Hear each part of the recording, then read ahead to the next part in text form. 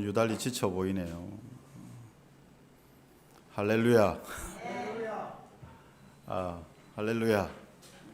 한번 옆에 분들과 이렇게 힘을 냅시다. 이렇게. 아니, 다시 시작. 힘을 냅시다. 네. 날도 덥고 막 어깨도 아프고 막 허리도 아프고 발목도 아프고 막 그런데 오늘 예배를 통하여서 회복되는 힘이 나게 되기를 축복합니다. 네. 요즘 제가 자주 듣는 질문이 있습니다. 그게 뭐냐면 어딜 가나 저를 아는 사람들은 그 질문을 합니다. 요즘 어떻냐?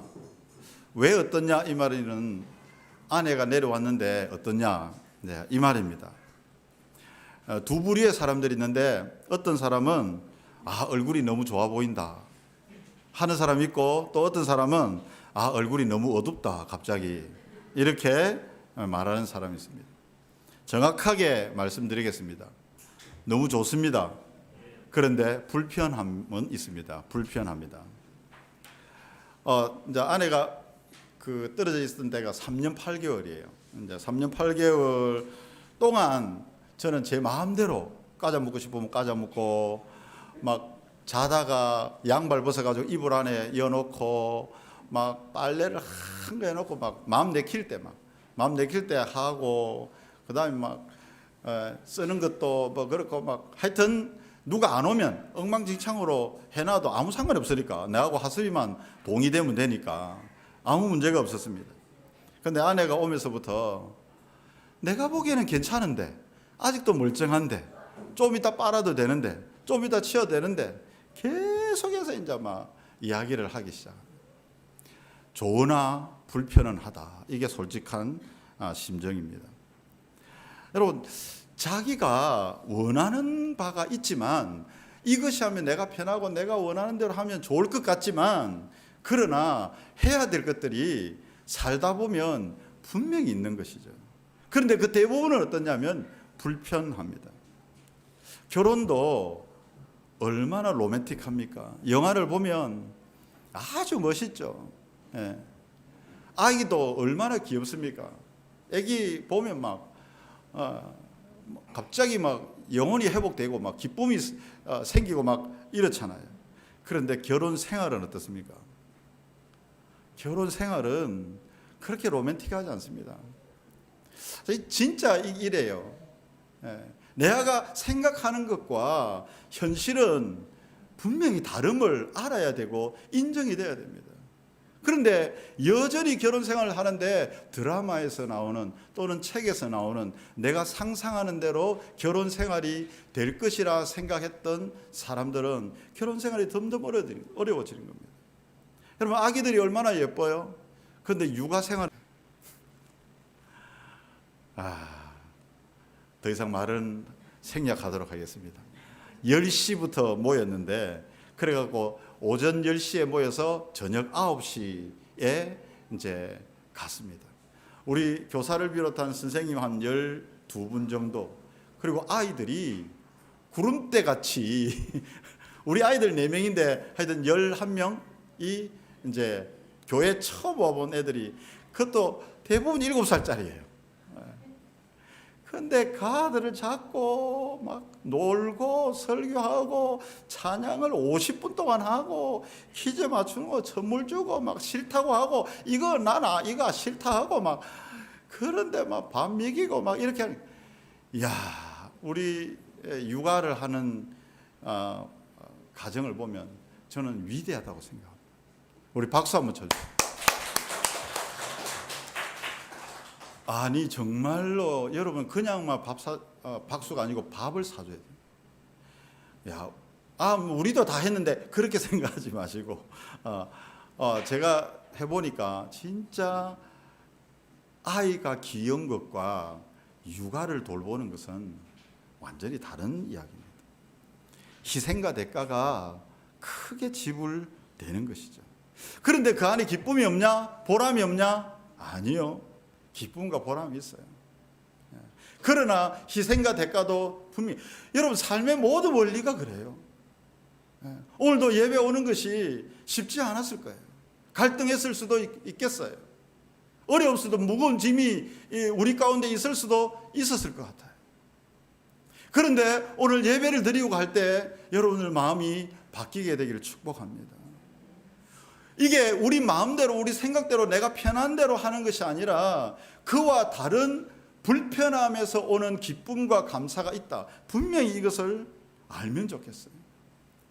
야고보서를 우리가 보고 있는데 믿음과 행함에 대한 것, 저는 이것도 동일하다고 생각이 됩니다.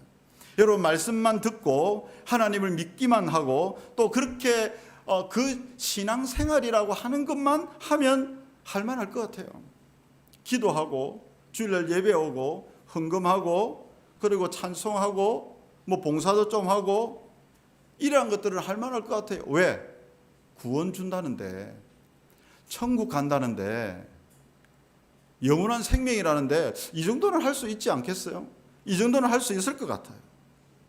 그런데 그 말씀대로 산다고 하는 것은 그때부터 불편함이 생기기 시작해요. 결혼생활처럼 육아일처럼 올바른 걸 알겠고 진리인 걸 알겠지만 그 말씀대로 살기 시작할 때는 우리 안에 불편해지기 시작해요. 만나기 싫은 사람을 만나야 될 때도 있고 하기 힘든 일도 해야 될 때가 있고 무엇보다도 자기 안에 일어나는 죄와 미움과 분노와 이런 불의에 대해서 피 흘리기까지 싸워야 돼요. 여러분, 지난 한 주 동안 죄와 자연스러워졌습니까? 아니면 죄와 싸우기를 피 흘리기까지 했습니까? 이걸 하면 안 되는 걸 아는데, 근데 너무 하고 싶은데 내가 안 되는 걸 알지만은 내가 해야 될 때 하는 걸, 이걸 싸움이라고 이야기하잖아요. 불편한 사람과도 화해를 해야 될 때가 있습니다. 여러분, 이걸 참 애매합니다. 애매해. 여기에 보람도 있고 즐거움도 있고 기쁨도 있지만 편안한 것만은 분명히 아닌 거죠. 우리는 본성을 거슬러야 그것이 참 경건이다. 야고보서는 지금 그렇게 말합니다. 이 본성은 뭡니까? 본성대로 하는 것은 입에서 나오는 대로 말하는 거예요. 그리고 약자와 같이 함께 하고 싶은 것이 아니라 나와 맞는 사람과 같이 하고 싶은 거죠. 그리고 세속에 물드는 것이, 세속에 물들어서 같이 재밌게 신나게 노는 것이 우리의 본성적인 것이에요. 그리고 주일날에는 어떻게 합니까? 이 본성적인 것을 조금 희석시키기 위해서 예배를 드리는 거죠. 경건한 모양으로, 경건한 시간에, 경건한 헌금과 경건한 찬양을 하면서 예배를 드리는 거예요. 여러분, 이게 어렵지가 않습니다. 그런데 야고보는 가짜 경건이라고 이야기합니다. 이것이 분리되는 것은 가짜 경건이다. 참 경건이 아니다. 이것은 헛것이다. 이렇게 말. 힘이 들어도 싸워도 우리의 삶의 현장에서 어떻게 해요? 첫 번째 뭐였습니까? 혀를 조심하는 거예요. 말의 절제를 가지는 거예요. 그리고 이웃에 대해서 긍휼히 여기는 거예요. 나만 바라보며 살지 않고 이웃에 대해서 긍휼히 여기는 거예요. 그래서 세속에 물들어 가려고 할 때 발버둥치면서 발을 빼려고 하는 거죠. 이렇게 하는 사람 자체가 참 경건이다. 이렇게 말하는 거예요. 제가 말한 게 쉽습니까? 어렵습니까? 앞에 두 가지를 가지고 다르게 하던 것과 같이 섞어 놓는 게 훨씬 불편합니다. 그런데 믿음과 행함도 이와 같다라는 이야기예요. 여러분, 이 말씀을 꼭 기억을 하면 좋겠습니다. 그래서 오늘 14절에 보면 내 형제들아, 만일 사람이 믿음이 있노라 하고 행함이 없으면 무슨 유익이 있으리요? 그 믿음이 능히 자기를 구원하겠느냐? 여기에 믿음이 있노라 하고 이렇게 말합니다. 이 말은 어떤 의미겠습니까? 자기가 생각하기에는 믿음이 있는 줄 알거나 다른 사람이 보기에도 저 사람이 저 사람 정도면 믿음이 있다 이렇게 보이는 것이지 진짜 믿음이 있는 것은 아니란 말입니다. 그러면 지금 야고보가 14절에 말하는 진짜 믿음은 뭐냐면 행함이 있어야 진짜 믿음이다. 그렇게 말해요. 그러니까 이 행함이 없는 자기가 느끼는 믿음과 다른 사람들이 인정해 주는 이 믿음은 자기를 구원하지 못한다는 거예요. 저는 지금 야고보서 말씀을 언제 하루에 3번 정도 봅니다. 내일 새벽 기도할 때 야고보서 성경을 보죠. 성경 쓰기 할 때 또 야고보서를 보죠. 또 주일 설교를 위해서 또 야고보서를 보죠. 계속해서 야고보서를 보는데 저는 이때까지 신앙생활을 하면서 이거 한 가지는 있거든요. 반복해서 무엇인가가 말씀이 주어지면 하나님이 그건 내게 주시는 명백한 말씀이다, 이렇게 생각을 합니다. 우리 주님의 교회와 저에게 우리 주님의 교회에 반복해서 주시는 말씀이 무엇이냐 하면 이 야고보서 말씀을 요약하면 아까 제가 말씀드린 세 가지입니다. 말의 변화. 우리 주님의 교회면 분명히 말의 변화가 있어야 된다. 이걸 계속해서 말하는 거다. 또 한 가지는 뭐냐면 이웃에 대해서 긍휼히 여기는 마음. 지금 우리 카톡에 서로 선물 랜덤으로 주게 해가지고 참 재미있었디다. 이런 작은 한 가지를 누군가 함께 불러서 같이 식사를 하고 전화를 하고 문자를 한 개 보내주고, 이게 작은 거잖아요. 근데 이게 긍휼히 여기는 거예요. 우리 형제들을 향해서. 야고보 성경의 핵심이 진짜 그겁니다, 사실은. 그리고 앞으로 설교에 나오겠죠. 이 새 속에 물들지 않는 것. 이것을 행하라는 거죠. 만약에 이러한 것들을 지금은 우리가 지금 두 가지가 나왔잖아요. 말에 대한 것과 이웃 사랑, 그리고 긍휼히 여기는 그것에 대한 두 가지가 나온다. 만약에 이 두 가지를 한 가지라도 실천이 하고 있다면, 그리고 또 그걸 애를 쓰고 있다면 저와 여러분들은 하나님의 계명을 지키는 겁니다. 분명히 뭐라고 그랬냐면 야고보가 자유롭게 하는 온전한 율법인데, 이 자유롭게 하는 온전한 율법이 뭐냐면 내 이웃 사랑하기를 내 몸과 같이 하라 하신 최고의 법이라 그랬거든요. 그러면 우리가 이 작은 것, 작은 소자에게 하는 이 일들을 만약에 행하고 있다면 최고의 법을 지키고 있는 겁니다. 구원을 얻는 최고의 계명을 지키고 있는 거예요. 여러분, 우리가 이때까지 생각하고 상상하고 말로만 했던 이 모든 것들은 제쳐두고 지금부터 말씀에 순종해서 내 말에 재갈 물리고, 그리고 또 이웃에 대해서 사랑을 베푸는, 긍휼의 베풀의 마음이 있다면, 여러분 이걸 하기 시작한다면 이건 분명히 계명을 지키고 있는 거예요. 그럼에도 불구하고 여전히 야고보서를 보면서 고민되는 한 가지가 있습니다. 그게 뭐냐면 바울이 로마서에서 이야기할 때는 분명히 뭐라고 그랬냐면 사람이 어렵게 되는 것은 율법의 행위에 있지 않고 믿음으로 되는 줄 우리가 아노라. 율법의 행위로 되지 않고 오직 믿음으로만 어렵게 된다, 이렇게 말했어요. 그런데 오늘 야고보서 말씀은 24절에도 보니까 어떻게 되어 있습니까? 24절에 보면 이로 보건대 사람이 행함으로 의롭다 하심을 받고 믿음으로만은 아니니라, 이렇게 말합니다. 이 두 가지가 좀 상충되는 듯한 느낌이 있지 않습니까? 과연 믿음으로 어렵게 되는 건가? 믿음으로는 좀 모자라는 건가?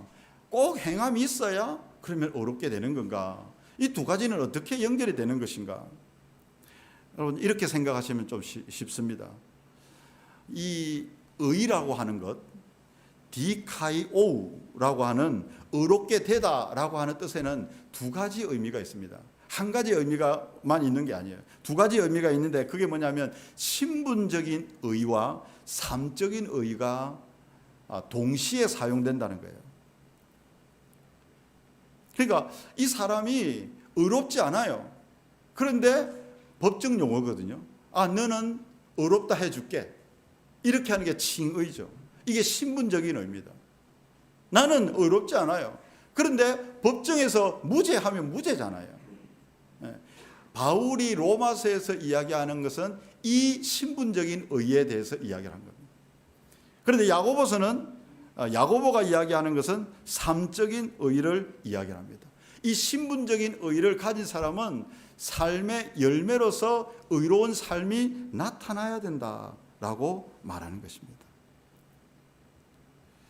그래서 어떤 신학자는 이렇게 이야기해요. 바울은 구원의 뿌리를 보았고 야고보는 구원의 열매를 보았다. 여러분, 뿌리와 열매는 분리될 수가 없잖아요. 뿌리가 메말랐든지 열매가 죽었든지 이것은 어쨌든지 그 나무는 온전한 나무가 아닌 겁니다. 그러니까 바울이 이야기하는 행위는, 율법의 행위라고 하는 말은 구원 이전의 행위를 이야기하는 겁니다. 구원 이전에는 의롭게 되기 위한 어떠한 행위도 의롭게 되지 못합니다. 그런데 하나님의 은혜로 의롭다고 칭함을 받은 사람은 그 이후에 행함이 있습니다. 이게 야고보가 이야기하는 행함인 겁니다. 여러분, 그러면 이게 맞아지지 않습니까? 이게 상충되는 게 아니라 오히려 보완되는 것입니다. 그래서 야고보의 관점으로 믿음이 있다고 하면서 행함이 나타나지 않는 것은 이해할 수 없는 것입니다. 저는 오늘 이 말씀을 좀 무겁게 받았으면 좋겠습니다. 무슨 말이냐면, 내가 믿음이 있는데 이런 행함이 나타나지 않고 있다라는 것은 야고보가 지금 그걸 이야기하는 겁니다. 그것은 있을 수가 없는 일이다. 그러면 과연 내 안에 믿음은 어떤 믿음인가? 여러분, 야고보는 뭐라고 이야기하냐면 이것은 단언합니다. 죽은 믿음이다. 가짜 믿음이다. 구원에 이르지 못하는 믿음이다. 그러니까 행함이 없는 믿음은 그 자체가 죽은 것이라고 했어요. 영혼 없는 몸이 죽은 것 같이 행함이 없는 믿음도 그 자체가 죽은 것이에요. 여러분, 영혼 없는 몸을 뭐라고 합니까? 시체 아닙니까? 몸 없는 영혼은 뭐라 합니까? 귀신 아니겠습니까? 둘 다 온전한 인간은 아닙니다. 마찬가지로 행함 없는 믿음 자체는 죽은 것이다. 여러분, 이게 좀 심각하게 와닿지 않습니까? 저는 너무 심각해요. 내가 지금 행함으로 나타나지 않고 있다면 목사라도 목사 아니다라는 거죠. 거짓말이라는 거죠.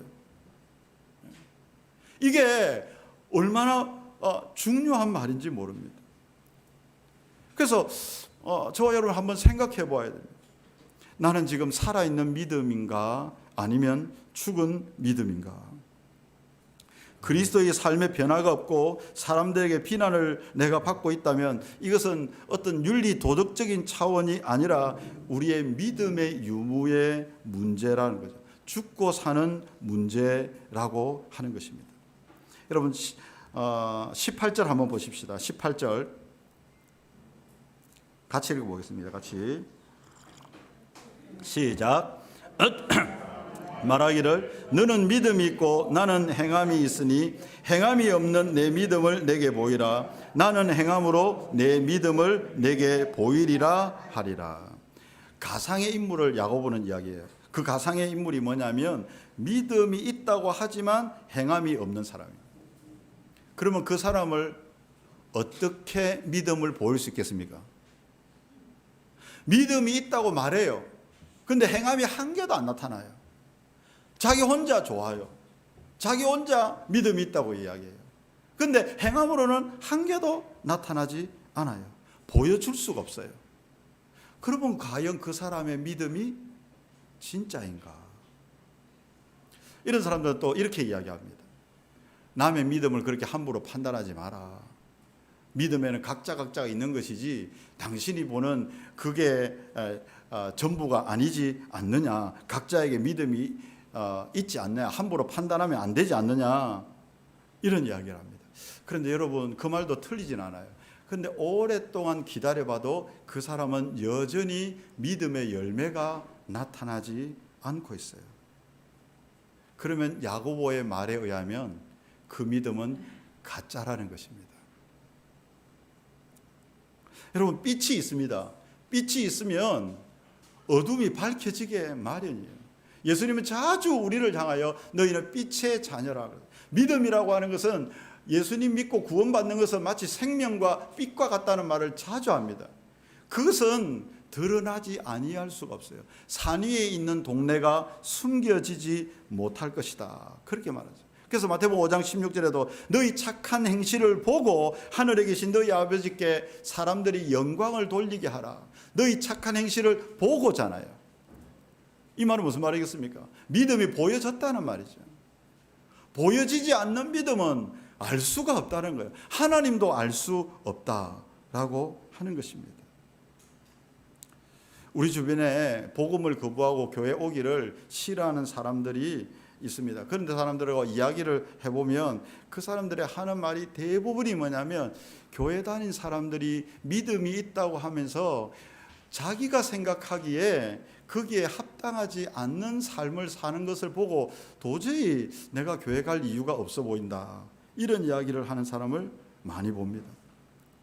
만약에 그 사람 말에 의하면 하나님을 믿는 것이 그렇게 전도하고 막 찬양, 손들고 찬양하고 막 입술로 노래하고 기뻐하고 막 그 사람 말처럼 그렇게 정말 대단한 것이라고 하면, 완벽하진 않아도 나에게 그 믿음이 어느 정도는 보여지지 않겠느냐는 거죠. 그런데 그것을 본 적이 별로 없다는 거죠. 그래서 아무리 달콤한 말로 막 이렇게 해도 교회 오려고 해도 그게 그렇게 매력적으로 들리지 않는 것입니다. 만약에 어떤 사람이 부부간에 사랑한다, 사랑한다, 저도 이제 뭐 교회에서 사랑합니다 이런 말을 자주 하지만은 내려가면 잘 안 합니다. 잘 안 하는데, 왜 그러냐면 그 사랑할 자신이 실제적으로 별로 없을 때가 많기 때문이에요. 그런데 사랑한다 하고 만약에 아무것도 도와주지 않아요.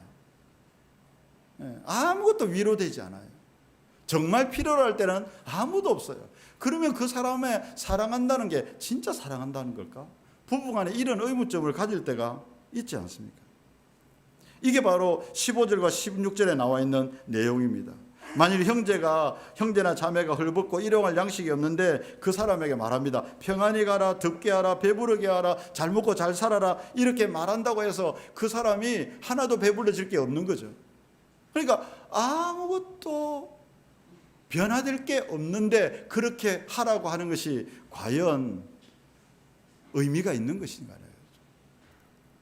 믿음과 행함도 마찬가지라.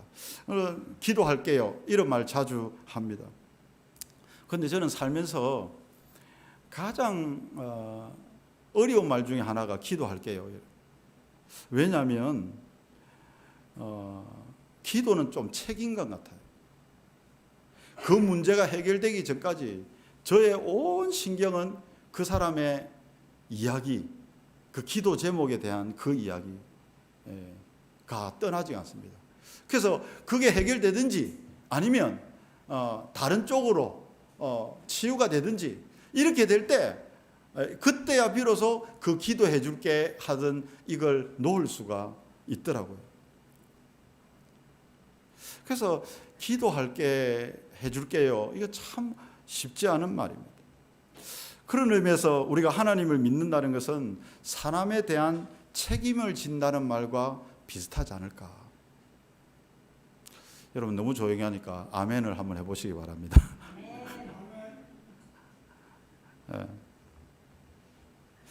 제가 깊은 고민 가운데 만들어낸 말입니다. 하나님을 믿는다는 것은 사람에 대한 책임을 진다는 거예요. 여러분, 잘못된 믿음이 뭐냐면 하나님을 사랑한다고 하면서 사람에 대한 책임을 지려 하지 않는 거예요. 그러면 하나님 사랑한다는 것을 어떻게 보여주겠습니까? 혼자 기도하고 혼자 예배하고 혼자 찬송하고 여기에서 하나님 사랑이 나타납니까? 절대로 그렇지 않습니다. 내 이웃을 내 자신과 같이 사랑하는 이것이 하나님 사랑하는 것이다, 그렇게 말씀하기 때문에 그렇습니다. 만약에 부부가 결혼을 해서 자녀를 낳았습니다. 그러면 당연히 자녀를 책임져야 합니다. 그렇지 않습니까? 우리가 하나님을 사랑한다고 믿음이 있다라고 하면 하나님이 대신하여 죽은 그 형제를 사랑하는 일에 내가 희생이 되고 내가 깎이고 내가 고통이 있더라도 그것을 할 수 있어요. 온전하지는 않아도 그것을 위해서 기도해야 되는 것입니다. 자기 자신의 유익을 위해서 기도해야 되는 것이 아니고 그 사람을 더 사랑할 수 있도록 하기 위해서 기도해야 되는 것 아니겠습니까? 이게 뭐냐면 행함이 있는 믿음입니다. 많은 사람들이 지적인 동의를 믿음으로 오해하는 때가 많습니다. 머리로 하나님 계시다, 그리고 나는 예수님을 믿는다. 이렇게 말하면 자기는 믿는 사람인 줄로 착각할 수 있어요. 그런데 오늘 본문에 야고보가 뭐라 하는지 압니까? 19절 한번 보시면 내가 하나님은 한 분이신 줄을 믿느냐? 잘 하는도다. 귀신들도 믿고 떠느니라. 여러분, 귀신 들린 사람이 예수님을 만났잖아요. 그래서 예수님 만났을 때 귀신 들린 사람이 제일 먼저 한 말이 뭔지 압니까? 하나님의 아들이여 나를 떠나소서. 당신은 하나님의 아들인 줄 아는데 왜 나에게 오느냐. 그 당시에 제자들도 예수님이 하나님의 아들인 줄로 몰랐습니다. 근데 귀신 들린 사람도 예수님을 하나님의 아들로 고백했어요. 그러면 이 귀신이 구원받습니까? 그렇지 않습니다. 왜? 믿음으로 살지 않기 때문입니다. 그냥 지적인 것으로 예수님이 하나님의 아들이라고 인정만 하지만 이 귀신은 믿음으로 살지 않습니다. 그런데 우리 그리스도인들은 지적인 동의와 함께 믿음으로 사는 것입니다. 그래서 이신칭의가 뭡니까? 교리적인 이신칭의는 뭐냐면 믿음으로 의롭다고 칭함을 받는다, 이 뜻입니다. 그런데 성경에는 뭐라고 되어 있냐면 오직 의인은 믿음으로 말미암아 살리라, 이렇게 되어 있어요. 무슨 말입니까? 믿음으로 살리라입니다. 믿음으로라는 말에는 반드시 살리라가 따라옵니다. 우리는 교리를, 이신칭의를 그냥 머리로만 이해합니다. 내가 믿는다고 고백만 하면 하나님이 의롭다고 해주시는구나. 아니요, 그거는 교리입니다. 성경 말씀은 뭐냐면 오직 의인은 믿음으로 말미암아 살리라. 믿음으로 살아야 된다, 그 말씀을 하는 거죠. 여러분, 이 좋은 예가 21절에 나와 있습니다. 21절에 우리 같이 읽어보겠습니다. 같이 시작. 우리 조상 아브라함이 그 아들 이삭을 제단에 바칠 때에 행함으로 의롭다 하심을 받은 것이 아니냐. 여러분, 이 아브라함이 제단에 이삭을 바친 건 알죠? 바칠 때에 우리가 생각하기에 행함으로 의롭다함을 받았을 때, 이야, 이삭이 아들까지도 죽이면서 이 행함으로 하나님의 의로움을 받고 하나님의 벗이라고 이렇게 칭함을 받았구나, 이렇게 생각하기 쉽잖아요. 그렇지 않습니다. 여러분, 앞에 히브리서 성경을 잠깐 찾아보겠습니다. 히브리서 11장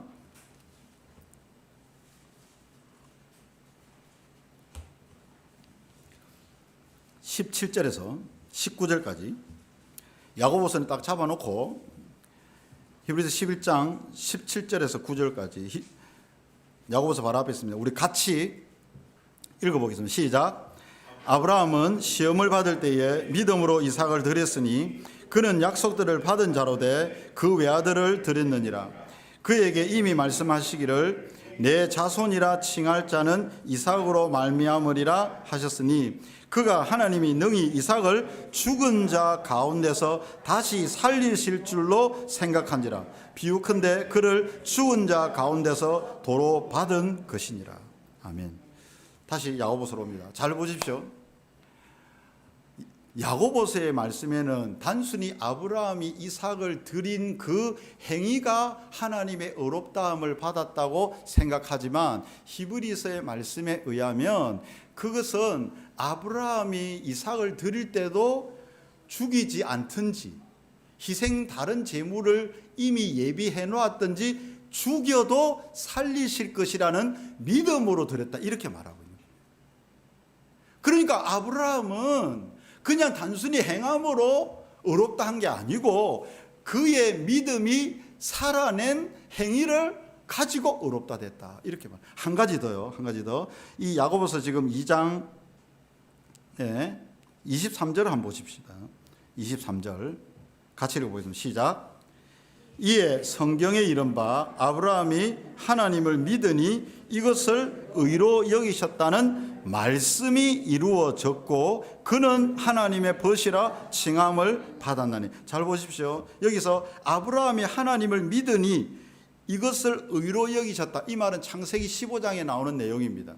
하늘의 별들을 보여주고 네 자손이 이렇게 많으리라 이렇게 하니까 아브라함이 믿었고 하나님이 이것을 의롭다 이렇게 말했다는 거죠. 그런데 그 다음에 뭐라고 되어 있습니까? 하나님을 믿으니 이것을 의로 여기셨다는 말씀이 이루어졌고, 이게 무슨 사건이냐면 이삭을 드린 사건이란 말이에요. 그 약속의 말씀이 행함으로 이루어진 사건이 창세기 22장에서 자기 아들을 드린 사건이에요. 그러면 결국 무슨 말이냐면, 행함이 우리가 생각하는 것처럼 아브라함, 이삭을 번제로 드리는 그 자체가 하나님의 의가 아니고, 하나님께서 약속하신 그 믿음대로 아브라함이 드렸다는 그 말씀이 이루어졌다는 겁니다. 그것을 하나님이 의롭다고 여기신 것이라, 그렇게 말하는 겁니다. 그래서 저는 이렇게 결론을 맺으려고 합니다. 믿음은 행함의 능력을 줍니다. 한번 따라해 볼까요? 믿음은 행함의 능력을 줍니다. 우리에게 진짜 믿음이 있으면 이 믿음은 우리를 움직이게 합니다. 손이 나가게 하고, 말이 절제되게 하고, 발이 가게 하고, 불편한 일을 하게 하고, 가기 싫은 데를 가게 하고, 하기 싫은 일도 할 수 있게끔 하는 능력이 뭐냐면 믿음의 능력이라는 거죠. 우리가 행할 수 있는 힘을 주는 게 진짜 믿음이다. 그래서 이 진짜 믿음은 결단을 하게 합니다. 여러분, 말씀을 들을 때에 이게 내가 믿음으로 아멘 됐다, 이 말은 말로서 동의가 되는 것이 아니라 내가 그러면 그렇게 하겠습니다 라고 결단을 하는 것을 포함하고 있습니다. 그러면 이 결단은 무엇으로 나타나겠습니까? 무엇으로 나타나겠습니까? 행동으로 나타나는 거예요. 이게 온전한 믿음입니다. 이것이 구원 얻는 믿음입니다. 이것이 야고보와 사도 바울이 함께 말하는 오직 의인은 믿음으로 살리라 라고 하는 것이죠. 여기에는 빠트려짐이 없어요. 저는 정말로 많은 사람 중에 말로만 주여 주여 하고 막 소나무 뿌리를 뽑고 막 하늘에 별도 따올 것 같은 그런 사람들이 자기 자그만 희생에, 자기가 불편한 조그만 어려움에 절대로 할 수 없다고 분노하는 이런 일들을 많이 보았습니다. 반대의 경우도 존재합니다. 너무 선하고 착해요. 저 사람은 예수 안 믿는데 예수 믿는 사람보다도 더 착해 보여. 행함이 의로워요. 그런데 그 안에 생명이 없는 거죠. 왜 그 일을 하는지를 모르는 거예요. 믿음이 없이 행하는 거죠. 네. 우리는 혹시 이런 오류 가운데 있지 않느냐. 근데 저는 바라건대 이 야고보서 말씀의 강해가 다 끝나고 나면 적어도 우리는 그 세 가지를 좀 행할 수 있으면 좋겠고, 좀 무겁게 받아들여서 진짜 믿음이 뭔가, 나는 진짜 믿음의 삶을 살고 있는가. 제가 말씀드린 오늘 말씀의 결론적인 부분을 22절로 한번 보겠습니다. 야고보서 2장 22절, 좀 이해가 되실 줄로 아는데 2장 22절 같이 읽어보겠습니다. 시작. 내가 보거니와 믿음이 그의 행함과 함께 일하고 행함으로 믿음이 온전하게 되었느니라. 아멘. 행함으로 우리의 믿음이 온전하게 됩니다. 그러면 저와 여러분들 이제부터 행함으로 믿음이 온전해지기를 축복합니다. 그 삶들을 아주 작은 것부터 한번 시작했으면 좋겠습니다. 처음부터 이 일이 그렇게 되는 것 아닐 거예요. 그래서 한 걸음의 결단이 중요하다고 올해 시작할 때 계속 그렇게 이야기해요. 저는 보았습니다. 그 한 걸음의 결단이 천을 이루고 많은 것들을 이루는 것들을 보게 됩니다. 여러분, 오늘 말씀은 한 걸음 결단입니다. 오늘도 모세가 홍해를 가를 때도 믿음이 있었죠. 그런데 어떻게 홍해가 갈라집니까? 모세의 발이 홍해에 내디딜 때 홍해가 갈라지는 것입니다. 저 여러분도 처음부터 하나님 믿어지거나 믿을만 해서 나오지 않았죠. 바울과 같이 막 벼락같이 막 사고를 당하고 하나님을 믿게 된 그런 경우도 있겠지만, 대부분은 억지로 오다가 아니면 어쩔 수 없이 오다가 어떤 일 때문에, 사고 때문에 오다가 하나씩 어떻게 믿음의 결단 때문에 믿음이 자라게 된 것입니다. 거꾸로 말하면 결단이 없는 믿음은 온전해지기 어렵습니다. 평생 동안 말씀을 듣기만 했지 결단을 한 번도 해보지 않으면 그 사람은 믿음의 세계를 알기 어렵습니다. 그냥 계속 머리로만 생각으로 말로만 그렇다 하더라만 되지 자기가 결단해보지 않은 순종해보지 않은 사람은 그 믿음의 세계를 알기가 어려운 것입니다. 그래서 오늘 말씀을 다시 한 번 더 제가 하나님이 주시는 음성으로 계속해서 정리를 하자면 이렇습니다. 첫 번째, 진짜 믿음은 형제의 어려움에 적극적으로 개입하는 것이다. 우리가 그리스도의 몸이라고 하는데 이 말은 서로 연결되어 있다는 말이거든요. 형제가 아프면 좀 같이 아파하고 같이 느끼고 같이 도와주고 좀 개입해 줄 수 있어야 합니다. 목장에서도 좀 그러자고 목장을 하는 겁니다. 목장 가면요, 남이 아니에요. 정말로 남이 아니에요. 좀 더 가까워지는 걸 두려워하시는 분들이 많아요. 나를 오픈하는 것이 불편한 사람도 많아요. 이해합니다. 그런데 하나님 말씀은 계속해서 우리에게 이것을 권합니다. 가까이 가는 것을 두려워하지 마라. 오픈하는 것을 무서워하지 마라. 형제에 대해서 좀 연약함에 대해서 개입할 수 있어요. 두 번째 참된 믿음은 실생활에서 나타나야 된다. 그게 뭡니까? 은행 심사에 나타난다. 첫 번째가 언입니다. 계속해서 말합니다. 말에 우리의 변화가 나타나요. 여러분 부부관계에도 이제 좀 야고보서를 통해서 말에 좀 사랑이 묻어나고 위로가 묻어나고 축복이 묻어나고 사랑이 막 이렇게 넘실거리면 좋겠고, 우리 주님의 교회도 좀 행동은 좀 그래도 우선은 우리 보십시오. 우리 장재주 사님 어머니 어깨를 두드리면서, 여러분 어깨를 한번 두드려 보시기 바랍니다. 자기 어깨라도.